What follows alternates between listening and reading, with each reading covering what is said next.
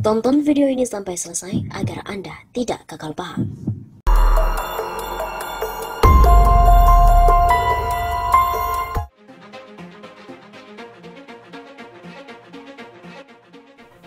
Nasdem tunggangi Anies untuk galang simpati publik.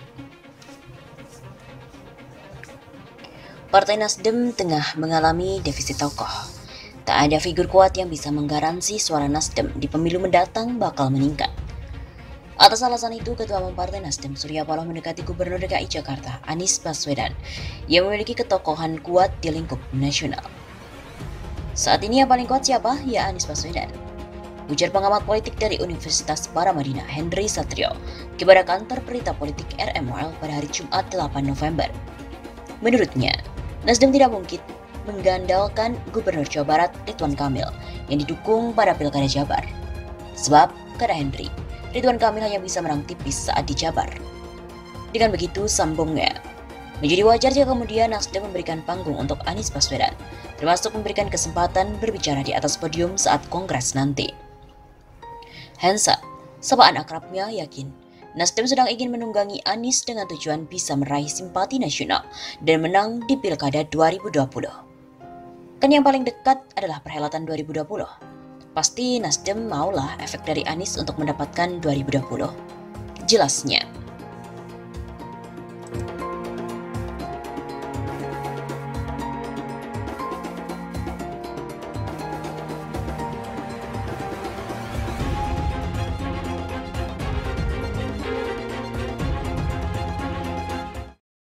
Dilansir dari Kabar 24, Nasdem dukung lahir batin Surya Paloh soal 2024 tergantung Anies.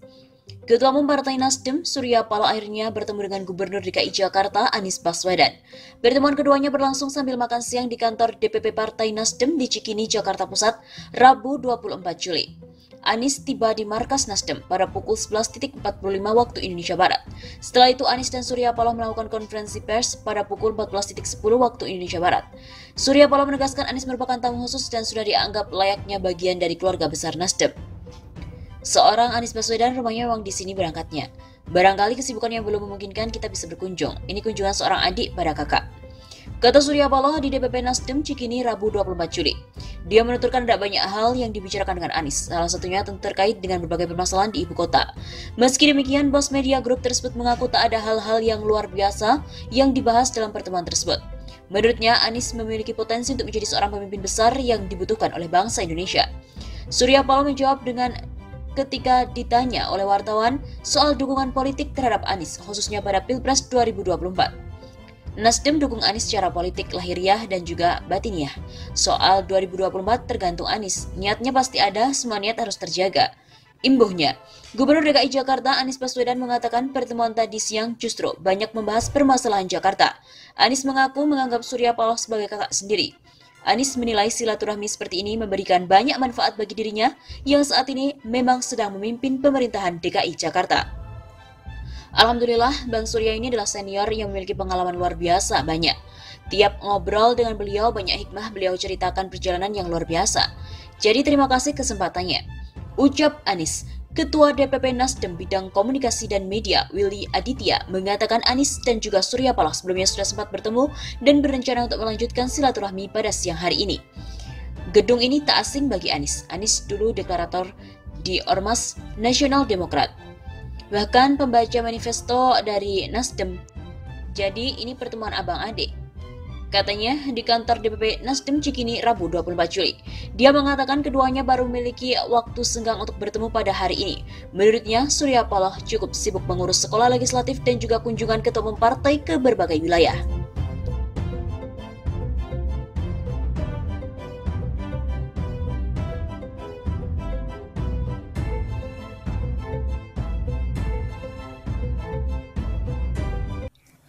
Media Surya Paloh tak mau lagi jadi penjilat penguasa.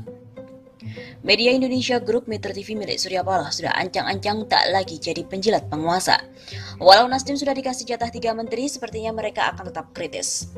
Hal ini sudah terlihat dengan gamblang lewat editorial Media Indonesia berjudul Mengawal Kabinet yang disiarkan oleh Metro TV pada hari ini, Kamis 24 Oktober. Sebaik apapun pemerintah, satu saat pasti berbuat salah. Karena itu ia butuh oposisi sebagai advocatus diaboli atau setan yang menyelamatkan kita dengan gangguan terus-menerus. Peran aktif rakyat untuk mengawal jalannya pemerintahan amat diperlukan. Kabinet sudah dibentuk dan akan terus bekerja. Mereka butuh dukungan termasuk dukungan dari oposisi baik di parlemen maupun ekstra parlementer, berupa gangguan-gangguan yang konstruktif. Demikian tulis editorial Media Indonesia. Berikut selengkapnya.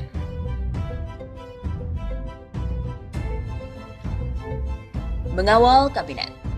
Kabinet Indonesia Maju, pimpinan Presiden Joko Widodo resmi terbentuk. Sebanyak 34 menteri plus 4 pejabat setingkat menteri dilantik di Istana Negara. Untuk membantu Presiden merealisasikan janji-janji yang dia tebar saat kampanye Pilpres 2019. Pelantikan Kabinet Indonesia Maju oleh Presiden Jokowi ialah awal dari tugas panjang mereka untuk memajukan Indonesia. Tugas itu jelas tidak mudah, sangat tidak mudah untuk ditunaikan, karena begitu banyak tantangan dan juga rintangan yang siap menghadang. Begitu dahsyat rakyat berharap kepada orang-orang terpilih itu. Begitu besar kepercayaan yang diberikan Presiden, sehingga sudah semestinya seluruh anggota kabinet pantang menyia-nyiakannya. 7 perintah Jokowi, mulai jangan korupsi hingga harus bekerja sungguh-sungguh ialah rambu-rambu yang wajib dipatuhi. Pelantikan Kabinet Indonesia Maju oleh Presiden Joko Widodo bisa juga kita posisikan sebagai akhir dari spekulasi tentang siapa-siapa saja yang akan mengisi pos-pos kementerian. Spekulasi itu mencuat akhir-akhir ini dan kian menarik atensi kita karena keberadaan 2 petinggi Partai Gerindra, yakni Ketua Umum Prabowo Subianto dan Wakil Ketua Umum Edi Prabowo. Prabowo Subianto menjadi sorotan karena dia merupakan rival Jokowi di 2 pilpres.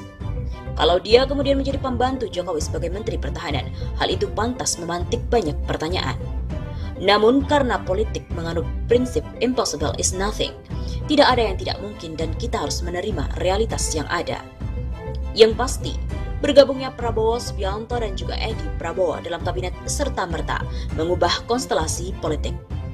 Di satu sisi, koalisi partai politik pendukung pemerintahan Jokowi Ma'ruf mendapatkan tambahan amunisi. Di sisi lain, barisan partai oposisi pun berkurang. Setelah ditinggalkan Gerindra, praktis kini tinggal PKS, PAN dan Partai Demokrat yang menjadi oposan. Kekuatan mereka di parlemen pun hanya 22,82%, yang boleh dibilang tak sebanding dengan kekuatan koalisi pemerintah. Perimbangan seperti itu memang bagus untuk pemerintah. Dengan tambahan dukungan dari Partai Gerindra, mereka dapat jauh lebih kuat dan lebih cepat untuk memutar roda pembangunan.